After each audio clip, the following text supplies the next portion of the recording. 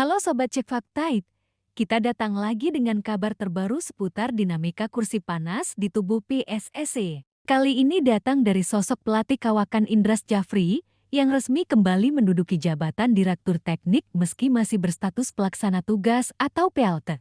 Di tengah polemik mundurnya Shin Tae-yang dan penantian panjang siapa yang bakal mengisi kursi Dirtek definitif, muncul keputusan mendadak, Indra Syafri kembali ke meja strategi PSSI. Bagaimana latar belakangnya? Apa dampaknya untuk pembinaan pemain muda Indonesia? Dan mengapa janji PSSI mendatangkan Direktur Teknik Eropa justru belum jelas kabarnya? Semua akan kita kupas, jernih dan tuntas, hanya di Cek Faktaid, kanal yang tidak hanya mengabarkan, tapi juga memverifikasi rumor sepak bola Indonesia. Jangan kemana-mana, simak selengkapnya. Indra Syafri bukan nama asing di sepak bola Indonesia. Pria kelahiran Lubuk Nyur, Sumatera Barat, ini dikenal sebagai salah satu pelatih dengan spesialisasi pembinaan usia muda. Kariernya melejit pada 2013 saat membawa timnas U19 menjuarai Piala AFF U19 bersama generasi emas Afendi Mas, Ilham Udin Armain, hingga Hansa Muyeme. Indra juga beberapa kali naik turun jabatan di PSSI. Pada 2020, dia dipercaya menduduki kursi Direktur Teknik, posisi strategis yang mengatur peta jalan pembinaan dari usia muda hingga tim senior. Namun pada 2023 sampai 2024, fokusnya beralih ke kursi pelatih Timnas Indonesia U20 hingga sukses mempersembahkan gelar kedua Piala AFF U19 pada 2024 jeda 11 tahun dari gelar perdana. Kembalinya Indra sebagai PLT Dirtek kini memantik tanda tanya. Benarkah PSSI gagal merekrut Dirtek Eropa? Ataukah penunjukan PLT ini hanya solusi darurat untuk menjaga roda pembinaan tetap berputar? Jika mundurnya Shin Tae yang sempat mengguncang publik, maka jabatan Direktur Teknik seolah tak kalah pelik. Pasca evaluasi Piala Asia dan kualifikasi Piala Dunia, PSSI di bawah kepemimpinan Erick Thohir sempat menegaskan akan mendatangkan Direktur Teknik berkaliber internasional.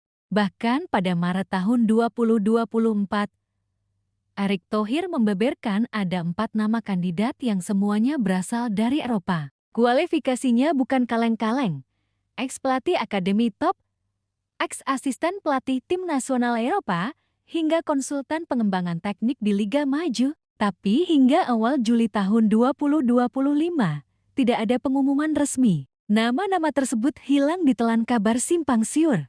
Pertanyaannya, mengapa PLT mendadak? Apakah PSSI tidak menemui kata sepakat dengan kandidat luar? Ataukah ada kendala biaya, regulasi fase kerja, atau penolakan internal? Disinilah Cek Faktaid akan mengumpulkan fakta, menelusuri jejak pengadaan Dirtek Eropa yang sempat digembar-gemborkan. Sebagai PLT, Indra Syafri tidak hanya duduk manis di kantor FX Sudirman. Tugas Dirtek meliputi menyusun kurikulum pelatihan untuk seluruh kelompok usia, membuat blueprint pembinaan pelatih lokal, mengawasi talent scouting di pelosok Nusantara, menjadi jembatan komunikasi antara pelatih timnas semua level dengan komite teknik. Masalahnya, di saat bersamaan PSSI sedang menghadapi transisi besar, 1. Shin Tae yang hengkang, artinya filosofi timnas bisa berubah. 2. Nova Arianto fokus timnas U17.